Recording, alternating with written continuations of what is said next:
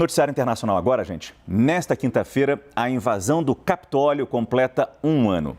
5 pessoas morreram naquele que foi o maior ataque à democracia americana em mais de um século. O que começou com um protesto convocado pelo então presidente Donald Trump contra a eleição do rival Joe Biden, terminou com mais de 700 pessoas presas. Algumas já foram condenadas. Muitas pessoas ainda serão julgadas. Nosso editor internacional, Marcelo Favalli, vai participar do nosso Prime Time para nos ajudar a lembrar as etapas daquele dia que manchou a história dos Estados Unidos, né, Favalli? Boa noite. Boa noite, Márcio. Boa noite a todo mundo que acompanha o Prime Time. Eu montei aqui um mapa para que a gente relembre aí esse 6 de janeiro de 2021, que caiu numa quarta-feira e começava bem pela manhã, às 8h51, exatamente no horário de Washington, capital dos Estados Unidos, já havia 10 mil pessoas que estavam concentradas nos portões da Casa Branca, numa região que é conhecida como o Jardim de Elipse da Casa Branca, esperando um discurso de Donald Trump. O serviço secreto que cuida da segurança presidencial já tinha alertado para uma concentração perigosa de pessoas perto da Casa Branca. Pouco mais de 3 horas depois, então, Trump faz um discurso inflamado em que, numa tradução literal, um dos trechos, ele diz: nós temos que lutar como se estivéssemos no inferno.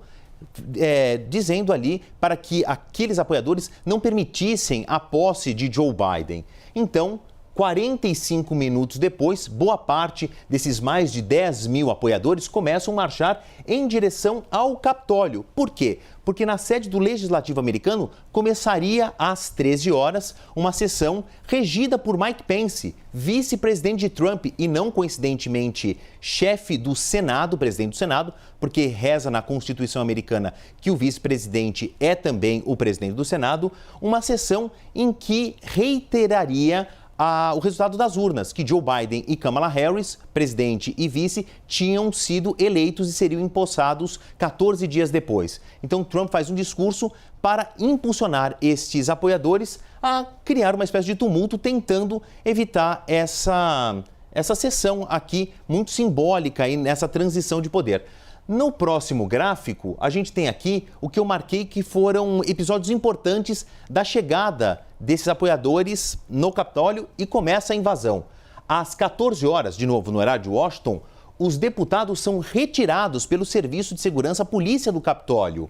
Às 14h10, a invasão pelo Parapeito Sul, que é uma parte em que já estava sendo montado o palanque, ali um centro ou então uma parte da posse do presidente Joe Biden. Eles usaram estruturas ali daquele palco para conseguir chegar às janelas da face sul, quebrar as vidraças e entrar então no Capitólio. E talvez aqui uma das imagens mais marcantes daquela quarta-feira, 6 de janeiro de 2021, o chamado auto-intitulado QAnon Xamã, tomando o lugar que era de Mike Pence, do presidente do Senado. Ele senta na cadeira do presidente do Senado e interrompe a sessão. Vou fazer um parêntese rápido aqui, para quem não se lembra, o QAnon foi um movimento que ganhou muita notoriedade nos anos de Donald Trump como presidente, até na eleição,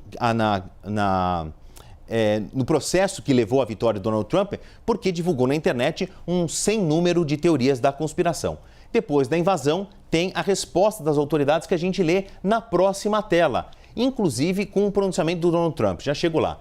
Às 15 horas, aqui, um dos momentos mais nevrálgicos. Os funcionários são isolados numa sala, a polícia do Capitólio começa a disparar contra invasores que não obedeciam uma ordem de reter a invasão.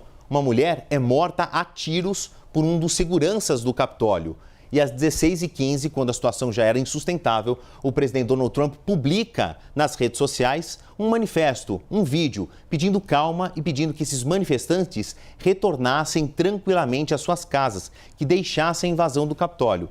E termina aqui, então, num final de tarde trágico para a história democrática dos Estados Unidos, a democracia mais longeva do mundo ocidental, às 5h40 no horário local, com a Guarda Nacional cercando todo o Capitólio e reforçando a segurança, Márcio. E esse cerco durou dias de proteção frente a novos riscos de invasão por partidários de Donald Trump. Obrigado, Marcelo Favalli.